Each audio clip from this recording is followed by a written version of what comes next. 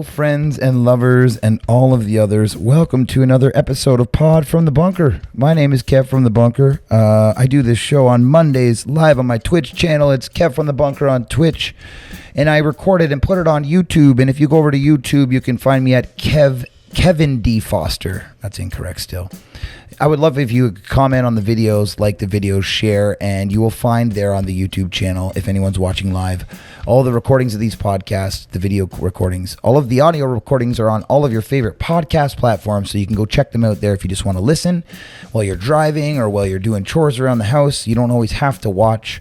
I would love it if you would give us a review on those podcasts, like and subscribe everywhere that you can, and that's all I got to say about that. There are links below for everything that I do, my merch, my Patreon, everything else. If you'd like to support this show and allow me to keep doing this and having artists on and having artists in my place, you can sign up on the Patreon and stuff, or just subscribe here on Twitch. It's all the same. Without further ado, I'd like to bring in our guest. He is one of the first musicians that I came across on Twitch. I believe he was a Twitch music refugee along with myself. I'm not 100% sure, but we'll find that out. And basically, I was blown away. This guy was modulating through keys and changing songs on the fly like you've never seen before. And I was like, how is he doing this? Like he's just moving so fast and like seamlessly between these songs, and it kind of really blew me away. And I was like forever a fan at that point. And then I realized he was a dueling pianist, and those people, their whole shtick, he told me, is like, we got to be able to play anything at any time. So it's rather exciting to have him on today. So we're going to bring in, without further ado, Mr. Danny K, also known as Human Juke 81 here on Twitch. And please, if you go also below in the YouTube video in the description, there will be links for his Twitch channel, which you can get to his Instagram and Facebook and everything else from there. So let's do it, Danny K.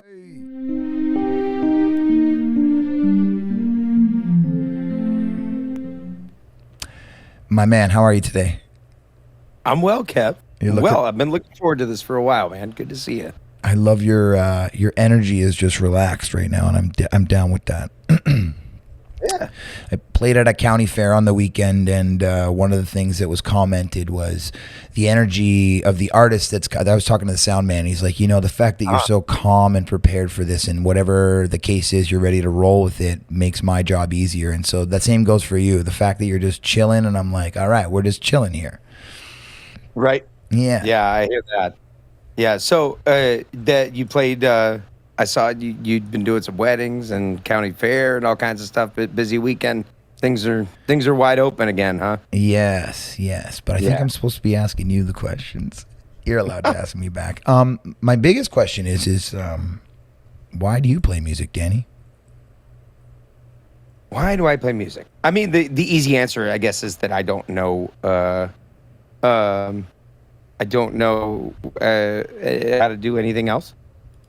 Like I've just done it for so long, and I'd say, too, for me, it's been a general entertaining, like not just playing music, but singing, dancing, comedy, doing musicals, just entertaining in general, and in a lot of kind of different little nooks and crannies and paths. So I don't know how to do anything else. What got you started? Like, how did you start? Were you in theater? Were you a theater kid, or did you go to music? Did you take classical lessons until grade 12? How does this all go for you? Yeah, no, it was not a lot of at least not a lot of consistent lessons. At least not the piano. I mean, I guess the first actual lessons I was taking, I was singing in choir, and I started in third grade taking violin.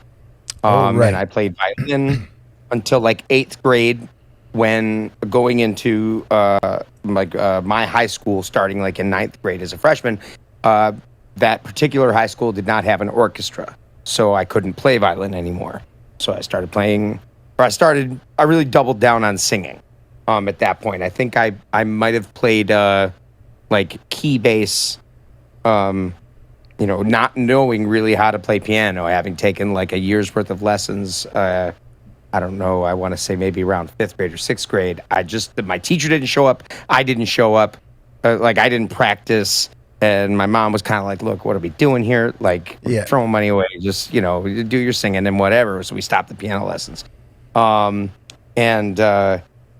I just did a lot of singing at that point, high school, and then started doing musicals, and then really started teaching myself. Like I started taking lunches on my own down in the boiler room, like next to where the music room was. Okay. And there was a couple of tables and a piano, and it was always super quiet.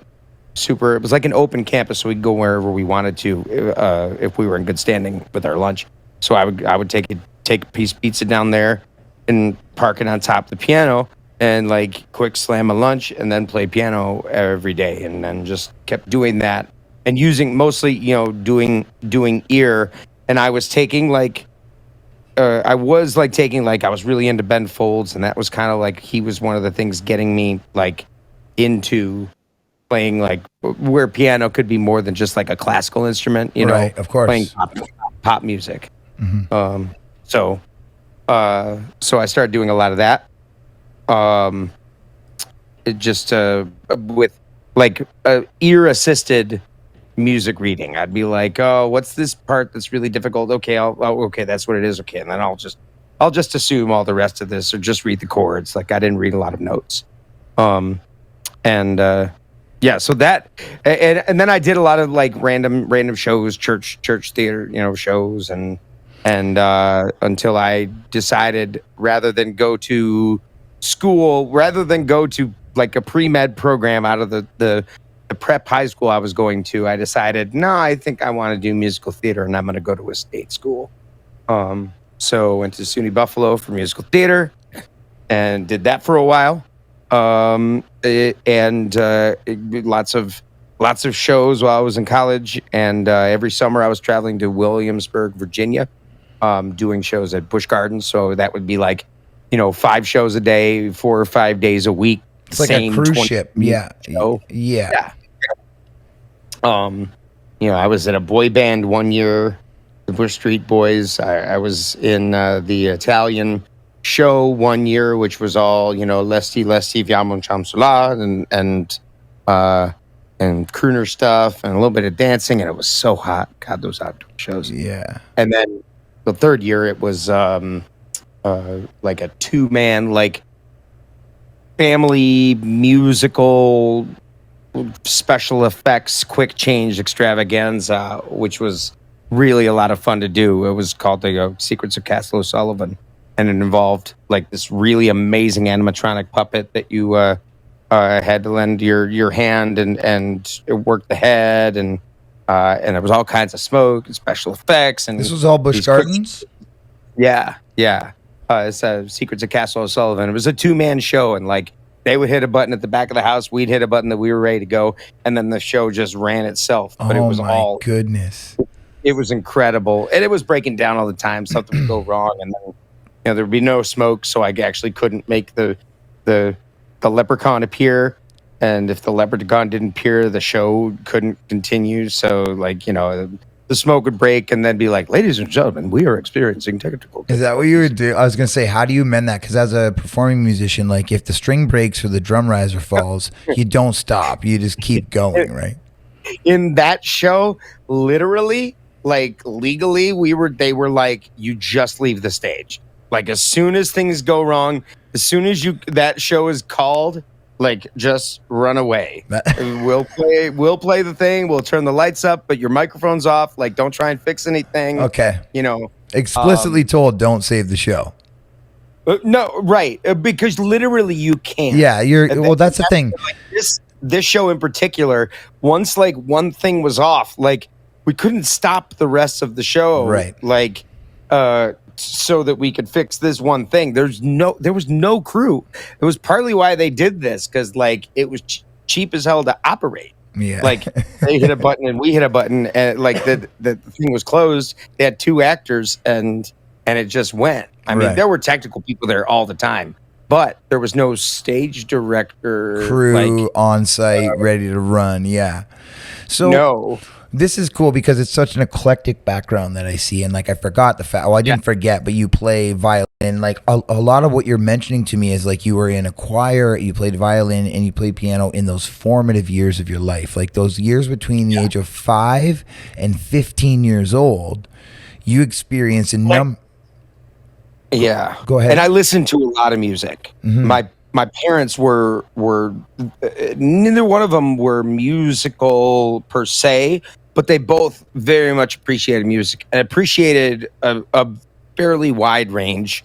And also, I'm partial to it because I like it too, but it was mostly good music. There's not much that my parents listened to that I was just like, God, like this, I can't. What are you doing? Like there was a few, but like I have a real appreciation for everyone from like ZZ Top to Chicago, and Elton like all of John. Chicago. Yeah. Like don't I still love them when they went cheesy 80s ballad Chicago. Yeah. Like that was Still you. I Yeah. remember. Yeah, that was my shit too. But so was so was the early stuff that they did. It was all nothing but horns and super jazzy and like experimental kind of stuff. So yeah, I'm all over the place with what I like. But I think that they're listening to so much music. And me and my brother was the same way. Like we were just soaking it up, and like I could.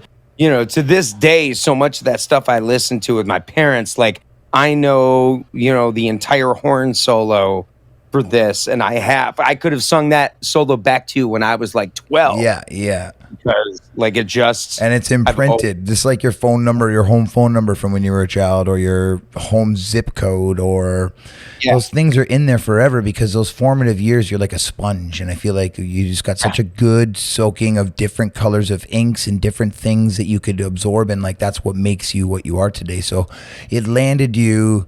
Where did it land you? We got to college. You were playing at Busch Gardens through college, and you were going to musical theater at a state. So where did it land you as an adult? Talk to me about that. So as I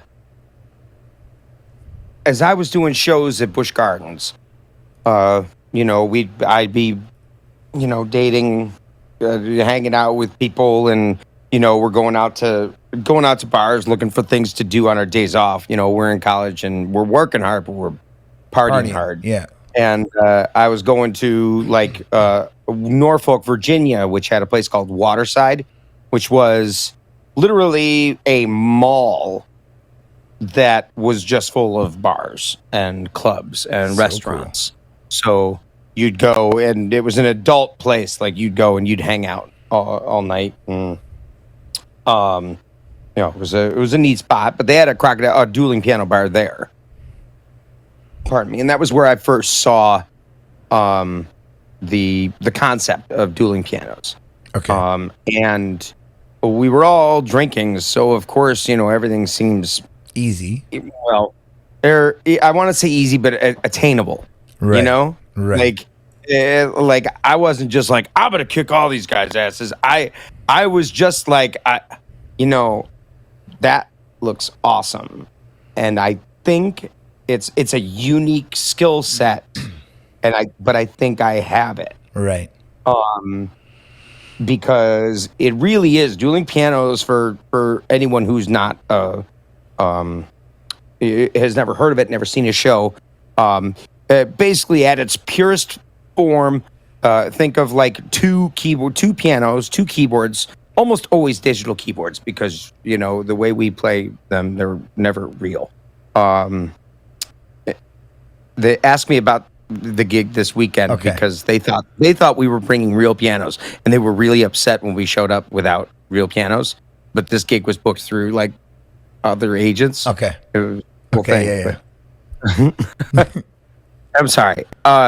This is by the way, this is what you're gonna get in a conversation with me. I'm gonna jump all over. No, me too, man. I'm the same way. I apologize. No, you're allowed to do what you want. My job is to keep it on track, and your job is to tell me whatever you like. I'm here to learn about you, and I hope everybody in the chat is learning something too. I hope so too. Yeah. Hey, road tripper. Yeah. So everyone knows we do this live on Twitch. So if we address the chat, that's just us breaking the third wall here. Yeah. The okay, so I was going from Norfolk. I was going hanging out there. I thought I could do it. It was a unique skill set. Um, yeah, it's so dueling pianos is two guys on stage taking requests and alternating back and forth with those requests. There's nothing combative about it. Certainly not really in the modern day. I guess originally there were a lot of bits that were kind of like you play this, and then I'm gonna try and one up you. But for the most part, you are a tag team, and any like competition, people come in and like, when are you guys gonna duel? And it's like, it doesn't really. We're gonna tag team you. He goes, then I go, then he goes, then I go. Like that's the. I'm giving him a rest. He's giving me a rest. Back and forth, and the same thing, with like dueling banjos. If you think about it, it's not a competition necessarily. It's really that they play a little bit and then they play a little bit. Mm-hmm. So. That's just kind of the whole concept of the show is that it's back and forth and we skip all over the place. I mean, you name it. That's why I know as many songs as I do, because you stand up in front of a firing squad and say, ask me to play anything. And that is a like tough sometimes gig, you're like having people yell it out, but you're usually want them to write it down, throw a tip with it, put it on the piano, and then that's how you figure out what you're playing. Right. But yeah, sometimes you're hard up for requests, or you're looking for a suggestion or something like this, or I got these two. What do you guys think? And you're asking people to shout it out, and you got to be like, yeah, I don't know that one. Try again, like another one. So it's really just the whole time while you're doing it, you can never know another song. Yeah, that's why the modulation thing that I saw you doing, just like I say modulation, I don't know what I'm talking about because I have no theory, but ultimately what you're doing is you're literally switching keys, songs, and everything all on the fly and melding it together. I mean, modulating in particular is just switching keys in a tune, and that's one skill that, like, for example, you play with I've played with dozens of players, maybe 50 60 guys over my career, maybe more. Mm-hmm. No, probably more when I really think about it. Over 100. It's got to be getting close. Yeah. I bet it's somewhere around the true number of partners that I've had at this gig is probably around 70. Wow. That's what I bet. And, because for case in point, I played a gig. There's so many I probably can't even remember because we only played like once together at some random gig. But I played with a gentleman for the first time on Saturday. For like 1,000 people, never met the guy until we both showed up at the gig. I did call him a couple days before to just have a conversation, be like, hey, we haven't met, but like, there's rules that you follow. There's a just code. Yeah. It's like, I mean, I guess it's similar to like improv, in that, like, if you follow these large overarching, it probably has a lot in common with improv. Improv. I've never taken a true like improv class, other than maybe like I don't know, someone came into college and from Second City or something and did some exercises or something. But I've never taken like an extended improvisatory class. But I believe that it probably has a lot in common with that, of just keeping the ball in the air between the two of you. And as long as, I don't step on you while you're trying to do your thing, and I, understand that as a musician, I don't need to play what you're already playing, add to it what I can. Like if there's a cool lead part over what you're playing, that's my responsibility as the partner. But like, you're leading the song, so you do that. You're and gonna sit back like a pro, yeah. And then it's your time, and then it's your turn, and it switches. Is there a lot of signaling and looking and request, I give it to him, right? So is there a lot of like signaling and looking and nodding? Like I know when I'm on stage with the band, like when we're improving and whatever, like we're jamming, it's like, okay, look at the drummer, we're gonna bring it back, and he's gonna throw a giant fill out there, and we all can come back on one or whatever again. Is that happening a lot between you and the partner? Yes, and varying degrees of. Is there like a challenge where I could tip $20 for you to turn your backs to each other, you sort of thing? You know, like I don't want you to be.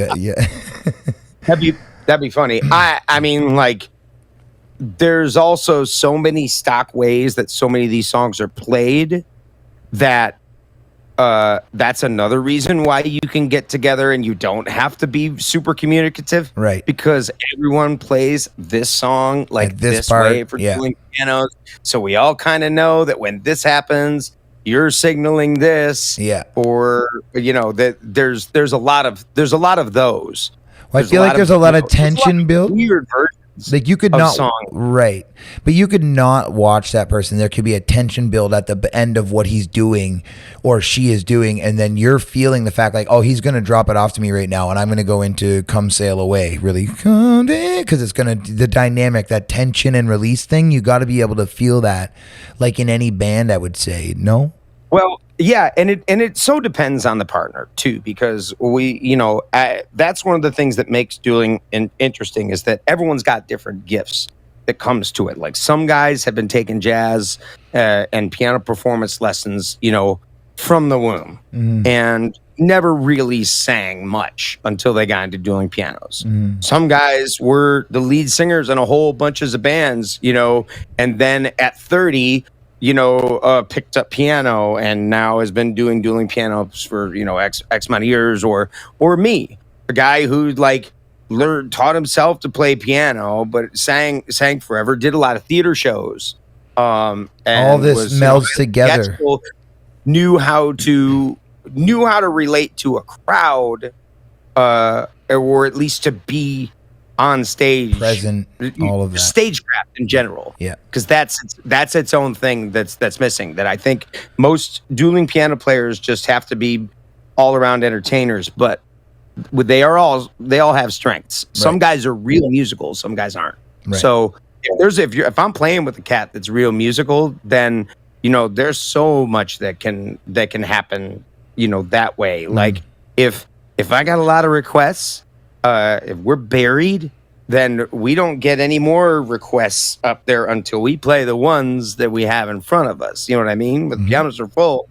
So if we're like, okay, let's start dunking these requests, you can start to put medleys together where, say, hey, I got a lot of 80s songs over here, or you got any 80s songs or chick tunes or whatever. It's like, what do you say we try and play every chick tune that we have on our piano right now and, go back and forth. Right. And then, that's what you end up doing with your partner. He's playing this one. You're like, oh, what do I got?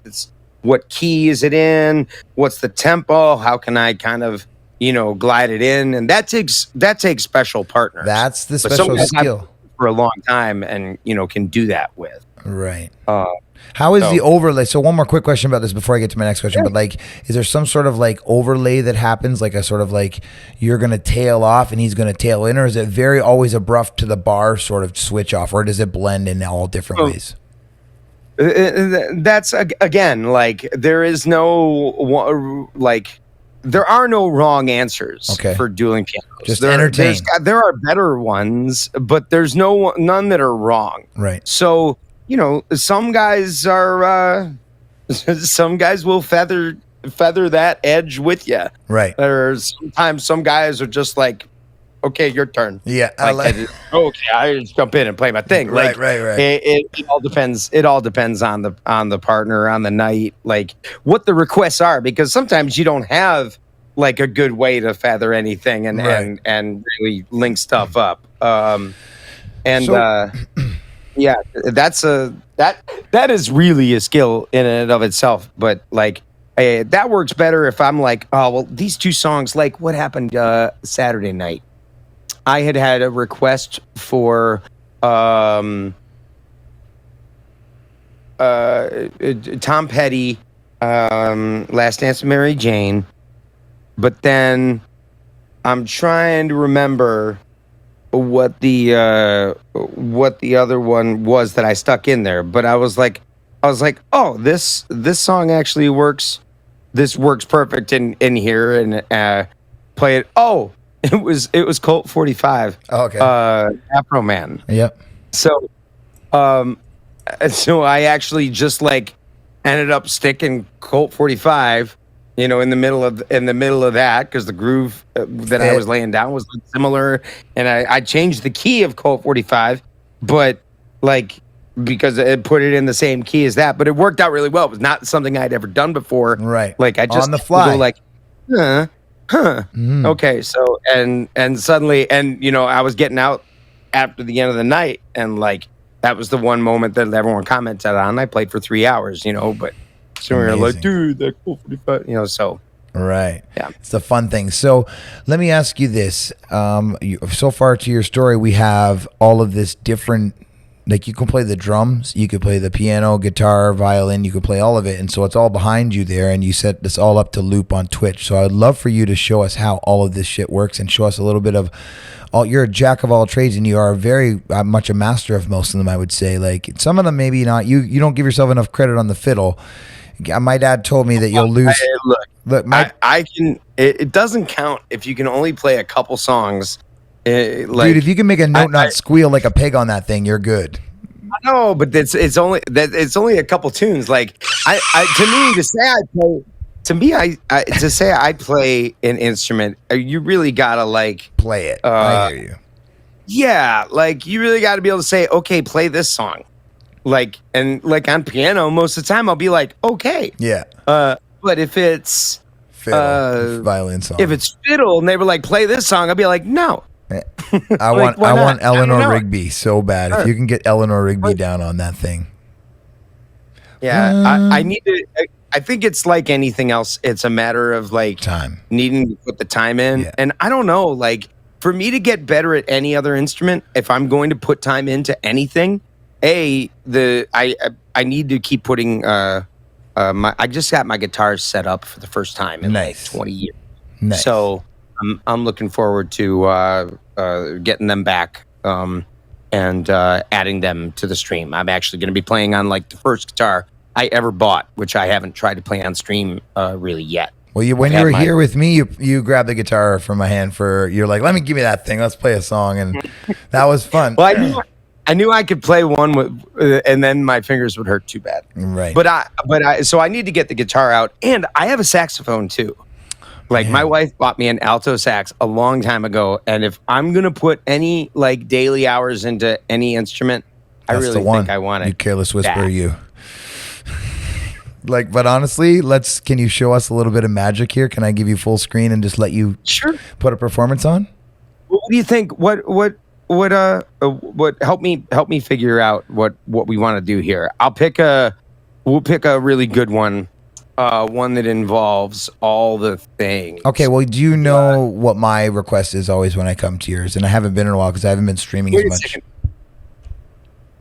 I don't want to do that one. Okay. I don't have. No problem. I do, and I'm not going to put you on the spot. You play whatever you want. Well, no, here. Okay. Let me give you a choice real quick. Where are you? Choices. Okay. Yay. Yeah. There we go.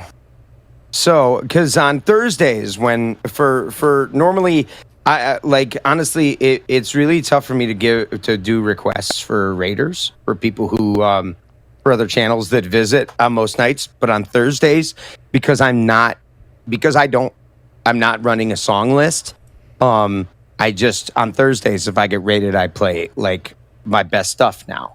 So like my list of bangers is continuing to grow. So okay, so there's Watchtower, Dave Matthews Band version, Whipping Post, Soul Shine, Killing Me Softly, My Shot, and or Lose Yourself, which sometimes I do those in a medley. Okay.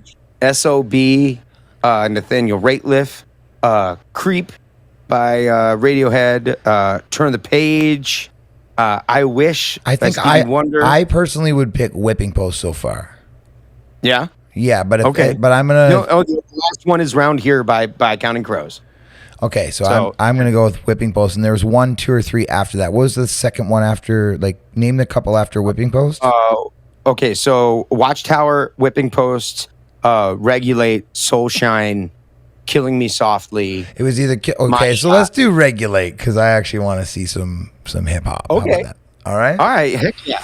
Regulators, we are around this property trying to regulate this place. So I'm going to pass you to full screen and show us how it's done, my man. Here's a little stinger, and this is my man, Danny K, Mr. Human Juke. He can play pretty much anything on the planet. Enjoy this performance. I'll mute myself, and thank you, brother, for doing this. Yeah, man.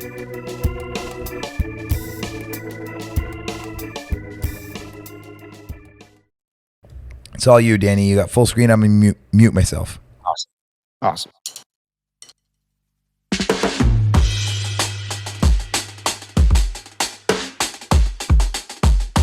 That'll sweet.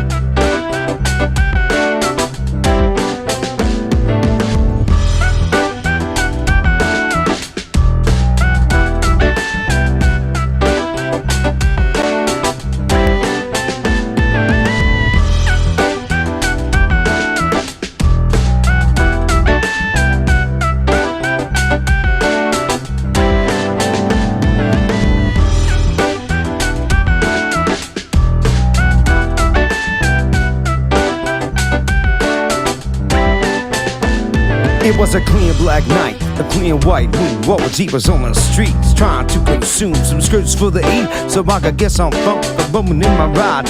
chillin' on just to get the east side of the QBC. Mission trying to find Warren G. Seen a couple of girls, you no need to tweak. All your skirts know what's up with 213.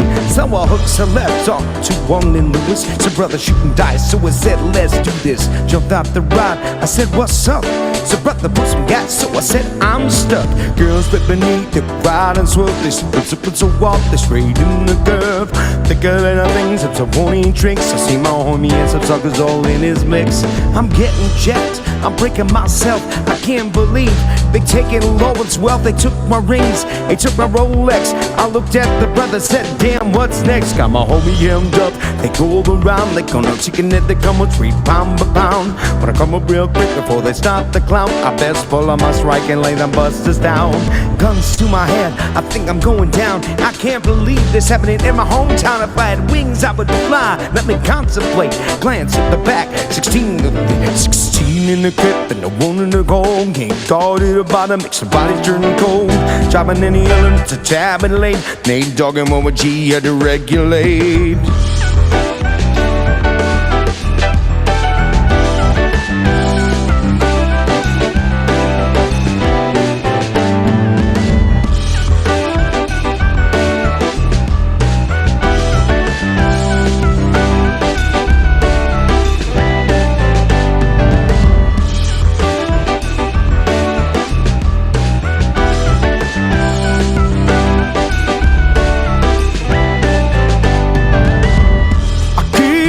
We're not in love anymore.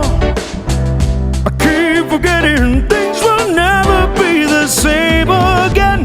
I keep forgetting how you made that so clear. I keep forgetting. I laid all the busters down and let my cat explode. Now I'm switching my mind back into big mode. Everyone's skirt, sit back and observe. I just let a gang of hoes over there on the curb. And they got the freaks, and that's a known fact. Before I got jacked, I was on the same track. Back up, cause it's on N-E-T-E and me, the woman to the G. Just like I thought, they were in the same spot, in need of some desperate help. They dog in the deep shop, we're in need of something else. One of them days was sexy as hell. I said, ooh, I like your size. Says my car's broke down and you seem real nice. Would you let me ride? I got a car full of girls and it's going real swell. The next stop is the East Side Motel.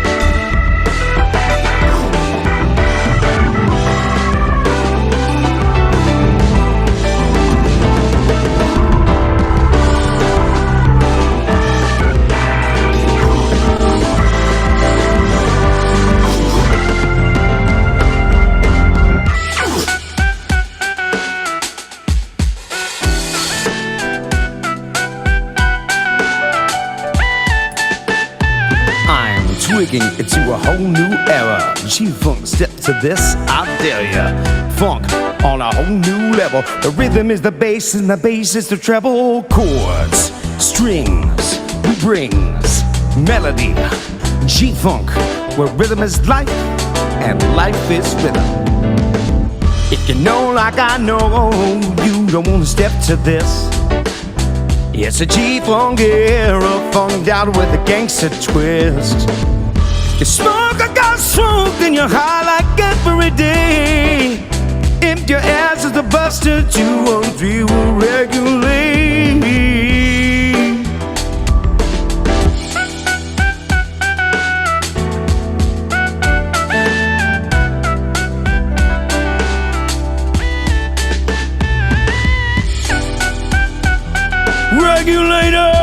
Regulators! Mount up.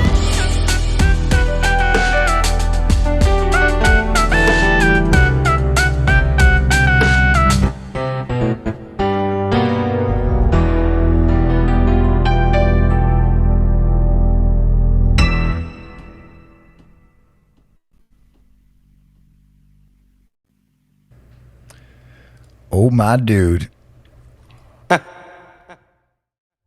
I'm just clicking a few buttons here. I gotta have to turn off some of the sound stuff. Me too.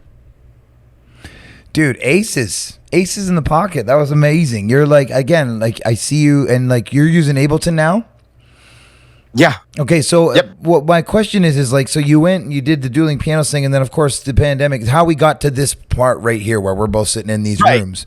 Yeah. Right. So basically, Yeah, we got the dueling pianos. You were doing that for a gig. You were doing this thing. You probably got a few regular gigs, and then all of a sudden, no more gigs, and you were like, "What the fuck?" Same as me. So Yeah. then your journey started to Twitch. So talk to me about how you got into this beautiful room that is a separate building built outside of your house to accompany your stream and stuff. Talk to me about the Juke joint. You know, someone asked me what got me into streaming, and I just the other day, and I was like, you know what? Mostly desperation. It was really that I had no other options. I relied too much on that as my income, and was doing quite well, and had gotten used to doing quite well. Yep. You know, had Same. a mortgage, had kids, like, you know, lots of bills. Kids going to college. We were moving.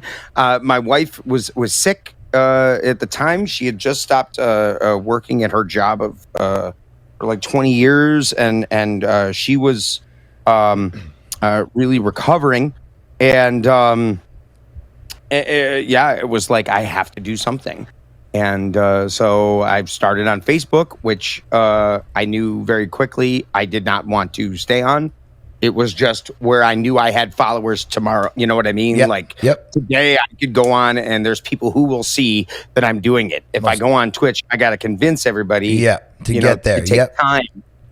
At least I know I could get in front of a few eyes. And at the beginning of the pandemic, Facebook we was didn't good. know what we were in for. Well, Like, Facebook, the discovery of Facebook was actually pretty good. So I hear. I didn't do it, but according to some people, for the first few months of the pandemic, they made live streaming pretty available for everyone, and you could kind of like go into groups and really pick up some people. Apparently, but I don't know any better. But from there, it went downhill big time. Whereas we all sort of migrated to Twitch, I guess.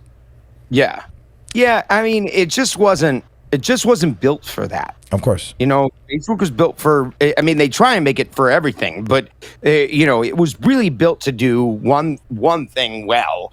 And that is not, grow an audience through live streaming, Right. and, or tools for live streaming. Right. My poor wife was driving herself crazy just trying to help out.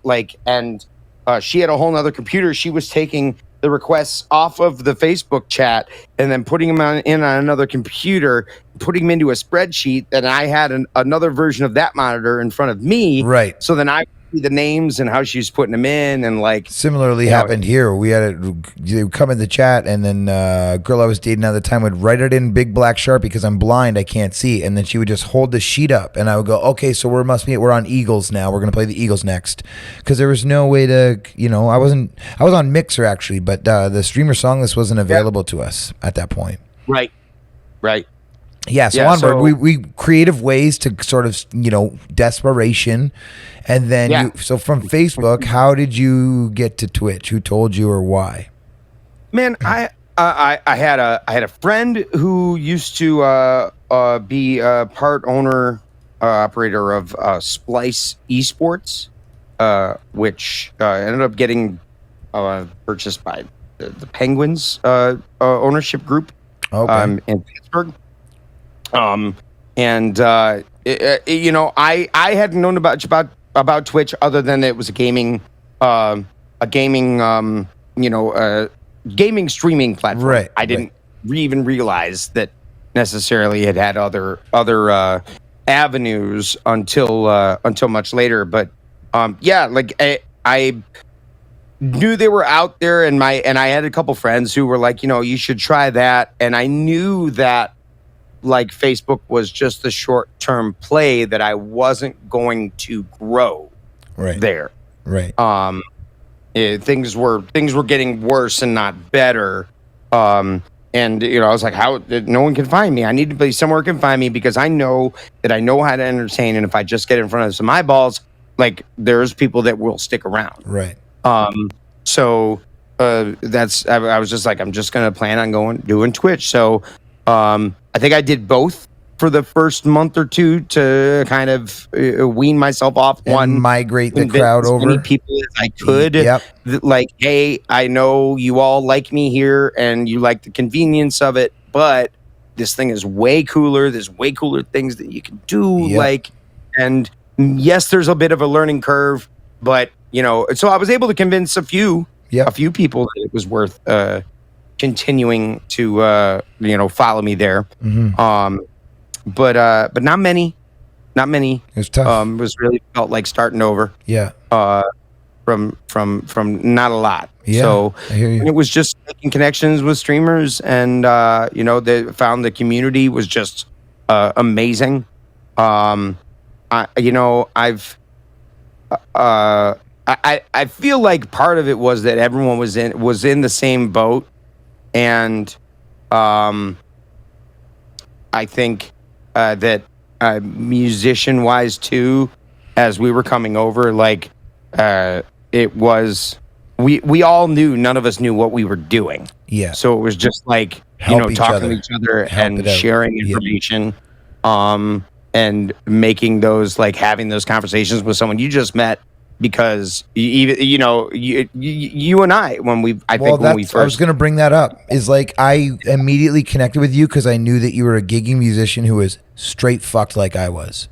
I was straight fucked, dude. I have no way. Like, what do you want me to do now? Like, I was desperate as hell. And so immediately when I knew that you were in the same boat, I'm like, oh, we're in the same canoe here. And we really need to keep the water out of this canoe. So if I can bail some water out for you and you can for me, that is what this is about right now, to stay afloat. And I immediately felt that from in the amount of time. Learn, not have to learn things the hard way. Right. Or to have to go, you just get sick of Googling this thing and then sifting through all the answers that don't quite apply to you because you're a musician. Right. Like, and not that the gaming side of Twitch and the music side of Twitch are that different, because they're probably way less different than I think musicians would act like there is. Right. But at the same time, technically, especially just in terms of some of your logistics, like there's a lot, just a lot of problems that are unique to someone who is streaming music, especially live music. Right. Yeah, I would agree. I would agree. And like, I'm so grateful for all the other musicians. So grateful for guys like Brucos, who made that streamer song list. Like, how valuable is that a tool for you? Like, I don't know how often you're doing requests now, but that is one of the most valuable tools I've ever been. And it's open source software, this kind of stuff. And the OBS is open source. And, all of this stuff comes together. And it's like, what a great group of people that were able to help me create this and you create that. So you started in a living room with roommates, and you were blocking off a door. I remember this story, and you were blocking a door off and like had foam up and like was trying to keep it quiet. And then you guys moved from there because you're like, it was, we're still in pandemic, right? We're still midst of the pandemic, the 2-year window. Well, Yeah, I mean, I got really screwed, man. Like because we were renting that house, Yeah. and we knew we were moving. Like our in July, our lease was up. We were selling our house. We were renting the house next door to the house we were selling. We got really lucky that it was like right there to move right next door. So that house was on the market, and we found out that house was selling. And then like 2 days later, after like we go into contract for that house, the owners of the house we were renting told us we couldn't rent anymore. We thought that what was supposed to happen is we were to go month to month after the end of our lease for as long as we needed until we found a place. Okay. Well, they decided they were selling that house and that we had to be out. So there was like a 26-day like where we had a house at that from that moment. And we had to be out because the other house was getting sold, and then this house, and then we had to be out of this one at the end of our lease. So we were lucky enough to find a place and get out of there lickety split.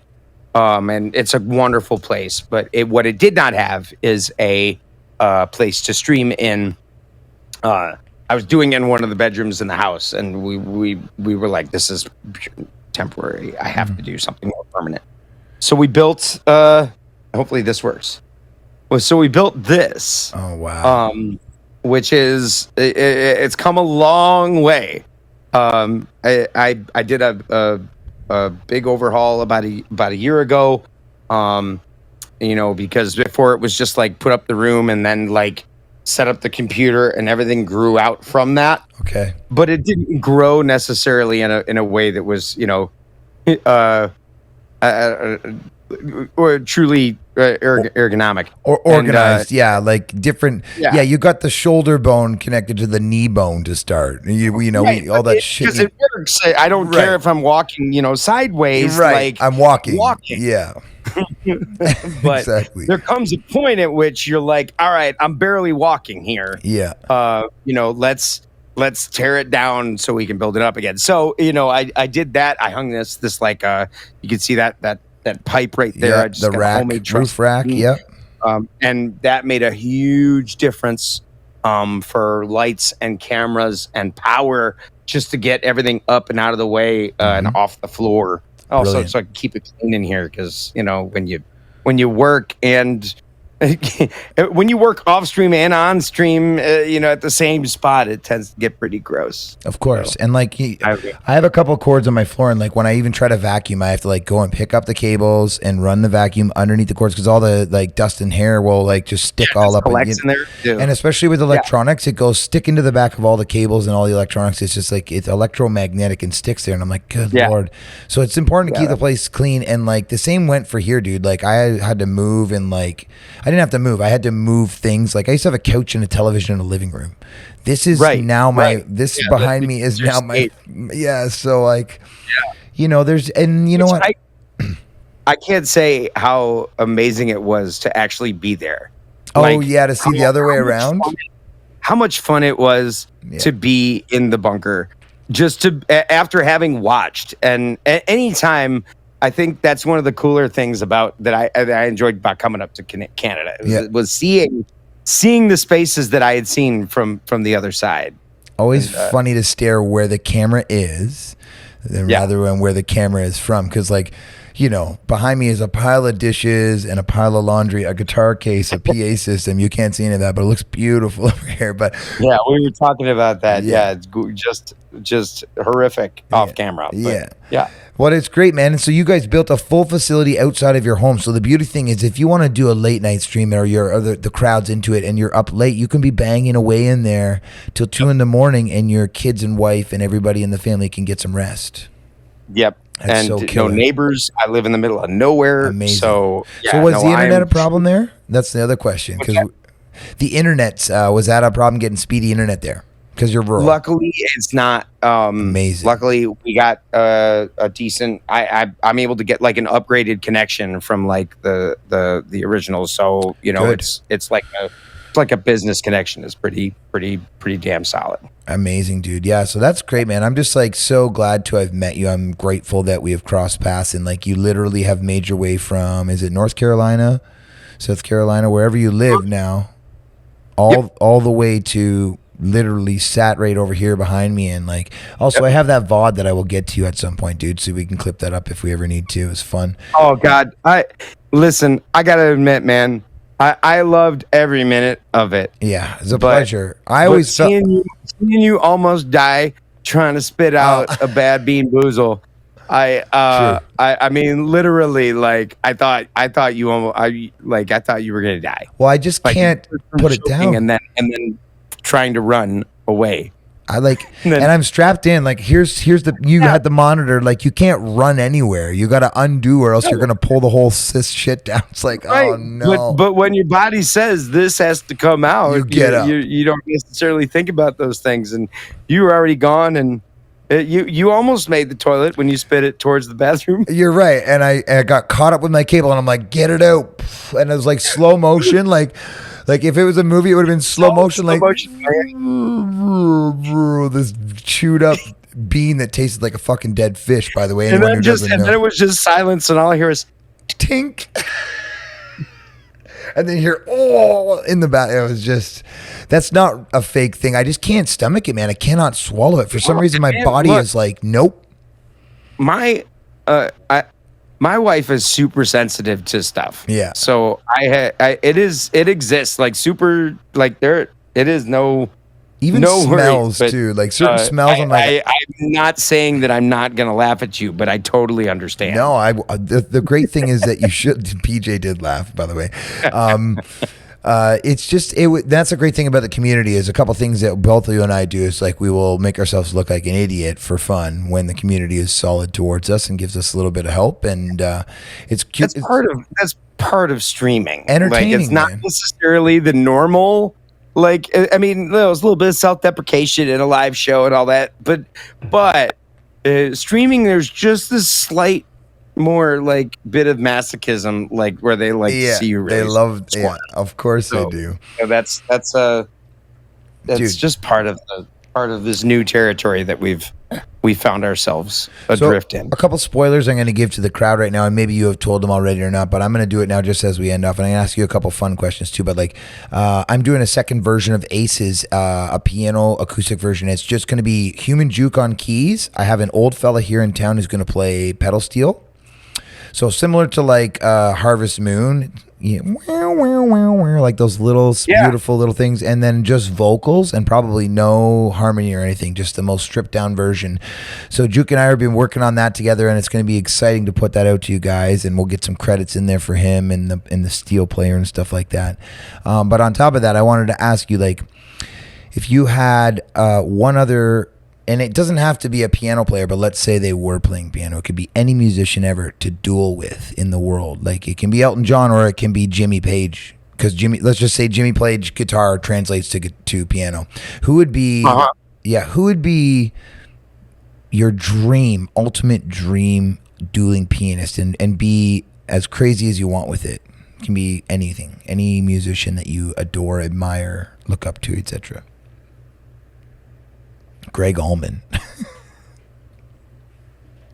Yeah, honestly, that'd be pretty cool. I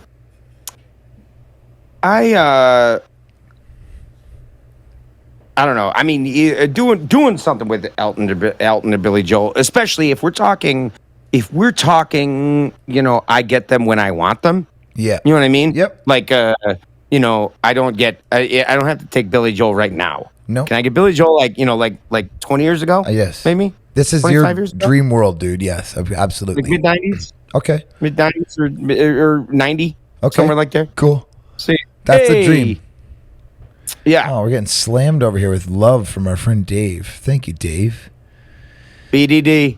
My man. Well, anyone who's listening to this podcast, Affer, and who's listening or watching this on YouTube, this is why I love Twitch. This is why Juke and I met is like these people are so kind, and there's just support shown to this show from Dave because he's paying it forward. He says, look at more support coming in. So anyone who's on any other platforms, I don't know why you're not here. Like, it's just insane to me. Thank you, Klima, as well. It is so much fun. By the way, I think Road Tripper is right. That's the answer I should have given. Is Ben Folds. Okay, Ben Folds. Okay. I would have such a time, and like, because I respect his sense of humor. I think, of course, so much as well too. He's just a funny and super musical individual. Yeah. I would love to put on a show with that guy. Of course. We have a full-on hype train going. This doesn't happen on podcast, Juke. Thank you for bringing your fam over here. They came. I'm blessed to have them.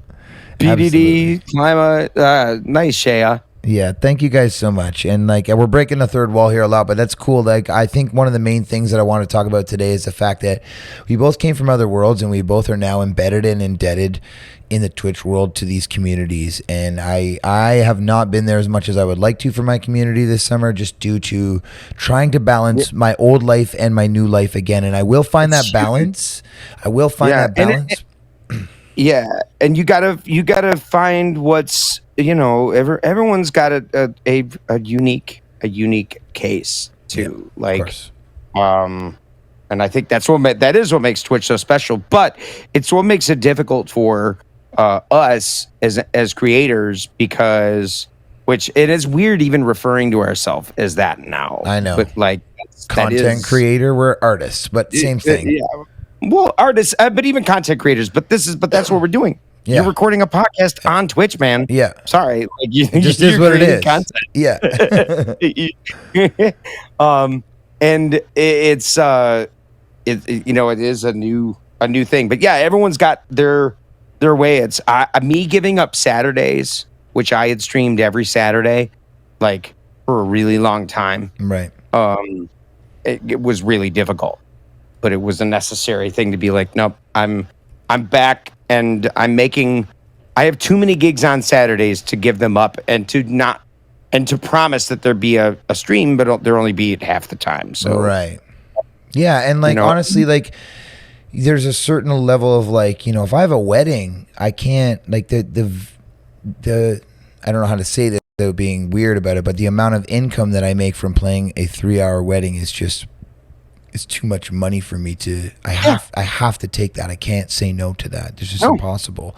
So I wish we could. I mean, it'd be great if we could get to that point where that kind of time was rewarded that high on Twitch, but it can't. The other thing is that I'm catching up on 2 years of weddings. I still have a wedding coming up in the next 2 weeks that was booked for April 2020, and it still has not got done yet because they want their whole family here, flying from Italy, whatever the heck is going on.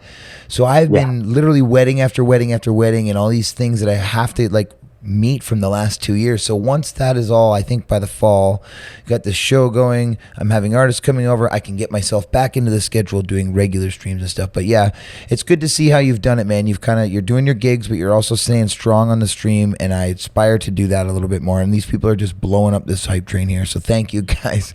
You're enticing me to get back onto this stream a little bit more, man. Yeah, but dude, you're one of the most talented people I know. Honestly, you're a real deal musician. You're a musician and then a streamer. And there are people who stream first and that they're a musician second, and that's fine, Dan. But I have a connection to you because we played music before we streamed, and then we learned how to stream from scratch as old men. I would say that we're old men. Older, certainly. Dude, it is a lot harder for a guy of our generation to pick up an iPad and figure out how to use it than it is from someone who's 20 years younger than us, right? They sort of innately know because they were born with it in their hand. There was no iPad until I was 20 years old, 25. Right.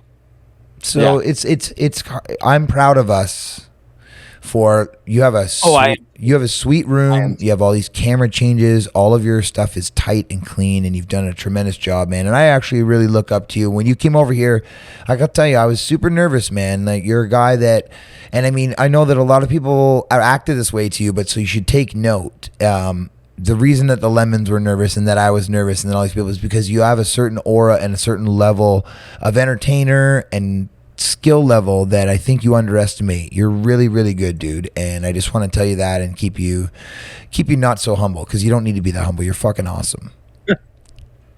Well, I really do appreciate that, and it always means more. Like, this is a very cliche thing, but it does. It's true. It always means more from the people who are doing it alongside you. Of course. But Contemporaries, right? it's yeah, it's what I do, and I also am a very big believer in like what makes you successful in entertainment is self actualization. And none of us is perfect at it. I think we're all very imperfect at it. Right. But the more you can be honest with yourself and what you do well and how you look good, and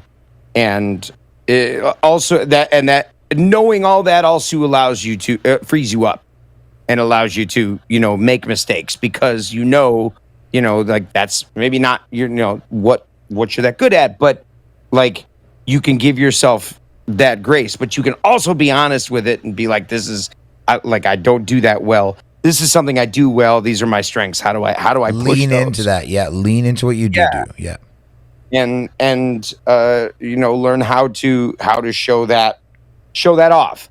I happen to have a lot of things that I feel like I'm like kind of okay with, and that's just why as we're going, my stream is starting to get, although it kind of, with Ableton coming back, my stream kind of went like really like we're gonna make it music centered. I think we're gonna find over the next like 6 months we're gonna start to reach back out and get a little wider with our net. Some more like theatrical stuff, some more skits, a little bit more there. We're finding some different ways. Like today, we're streaming at Simply Juke, where I'm just God, that name, I just say it now, and it's still so dumb. But it's where it's just me playing like piano. I don't play anything else. I don't do any of the other looping or anything. Nice.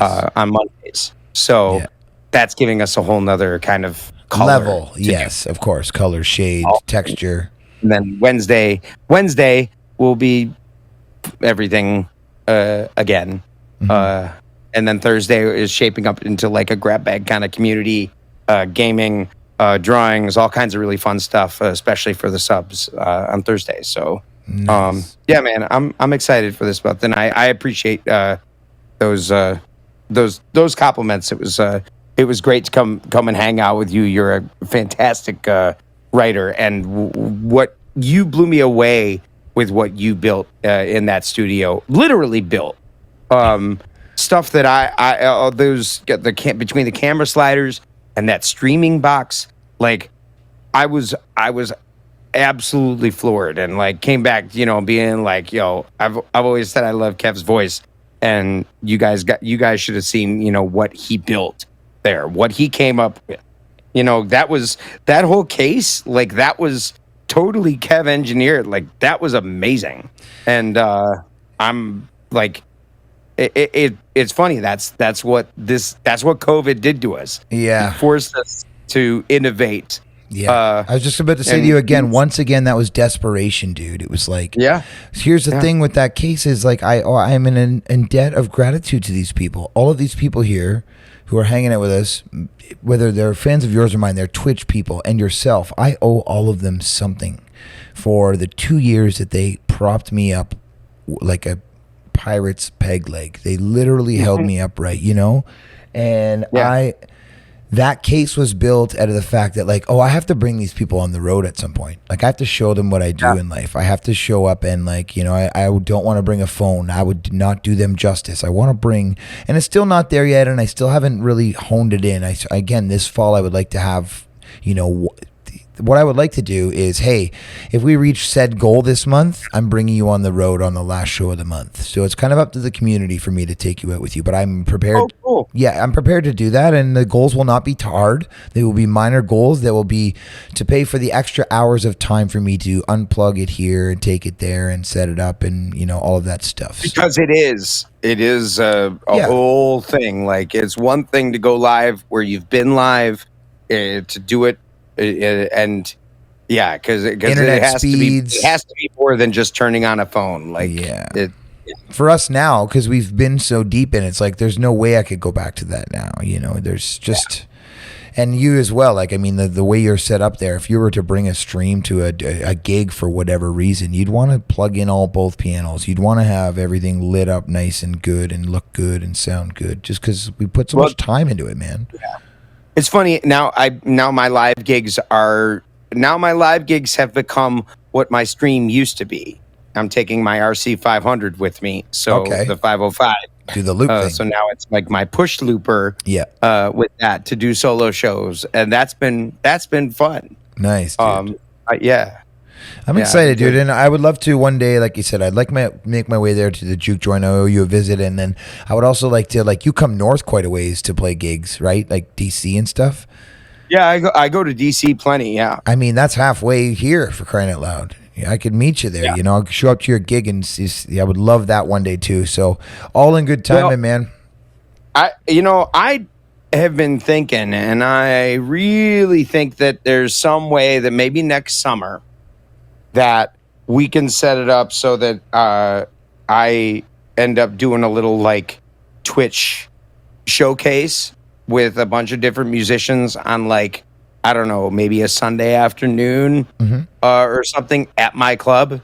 Yep. That'd be fun. And actually, like, stream from there. Stream a whole bunch of different people doing it. You know, a couple songs and stuff. Have a big, a little bit of a meeting. We did Jukapalooza, our first annual Jukapalooza in DC a couple weeks ago. Okay. Got to get a bunch of people out. Real Twitch friends and some friends from who've seen me in DC a lot, some that are both, but also had a little meeting and stuff. So we're gonna be doing that again next summer, and I'm definitely gonna try and put out some calls and see if we can't do a show. Well, dude, I love checking out all the other artists in there too. I've seen Nick Black in there, and I've seen the Biscuit Boys, and I've seen all these other people come through. And one day I make it my goal to be there. I would love to make it happen. So. You let me know. There is an open invitation. It's on me, not you. I know place that. To stay. We'll as has been established, we will feed you all the croissants and breakfast pastries and that you'd like. We are full service. Right. A full service B&B as well. So you let me know when you're coming. And yeah, you too, Peach. You too. Yeah, Peach, I'll throw you in the trailer with the gear, bud. Kidding. All right. Well, listen, I'm going to wrap this up and let you start your stream up. But what's going to happen is you guys don't have to go anywhere. I'm going to hit a little end screen to make things official and whatnot. But I'm actually going to come back on at the end of the stream while Juke's getting set up, and then we're going to raid over to him right away. Love ketchup chips. So, Juke, I'm going to let you go. You can hang up, get yourself ready for your stream, take your time. And when I see you go live, I'm just going to chat with these folks here, and I will go over and we will raid into your stream and check it out. All right, dude? Awesome. I'll put up my going lives. So yeah, whenever. Tremendous. I'll be watching, man. Thank you very much for doing this, and I look forward to checking out the stream in a matter of moments. Oh, my pleasure. Thanks, dude. All right. We'll talk to you soon, brother. Take it easy, chat. Yeah. Later. Bazinga. Another one bites the dust, everyone. How you feel about that? That was sweet. I got to learn a lot about it. I don't know where Danny came from. I didn't know he came from, a theater background. I didn't know he started with a fiddle or a violin before he actually started with a piano. It's just fascinating to learn. Thank you very much, Weez. Thank you, everybody, for in chat. I got a hype train during the stream today while we were shooting this. So everyone who's watching, if you don't know what that is and you're watching or listening on the podcast platform or YouTube, it's Twitch. At Kev from the Bunker. Today's guest was at HumanJuke81. All of the links for Juke will be below in the description of the podcast and the YouTube video. Everyone who is currently in chat who doesn't know Juke, which is probably 0 people because our communities are so crossed over and we know each other for such a long time. What's up, Fonz? Please go give our man a follow here, HumanJuke81. And like I said before, all of the links for myself are below. Join our Discord. our Discord is fun. I've been trying to post my show dates, post all of the different artist links that are coming to play through here and such. And if you want to check out the merch, I've been putting out Live from the Bunker merch as well. So I'm going to start to order that and give it to people who come perform here. I'm super stoked about that. Everyone else here in chat, thank you very much. Please stick around. I'm going to go raid Juke, so I'm just actually doing a performative ending screen right now, but ultimately it's just to cut out, and I'll be right back to chat with you in a second. I know, we are so close on YouTube, so if you guys are watching this on YouTube, please hit that subscribe. It's like 967 or something. Like, we're like 30 away, so I've been working hard for 2 years trying to make that to 1,000, and it's been quite the grind. So anyone in chat right now who wants to go to the old YouTubers and give me a follow, it's Command YouTube. Let's do that. Oh, making noise. Wrong keys. The Fonz is a boss. There's the link. No, typo. All right. I got to cut this off so I can edit this up, and then I'll be right back to chat with you guys in a second. But until next time when I do this, everyone who's out there listening, please keep it between the mustard and the mayonnaise.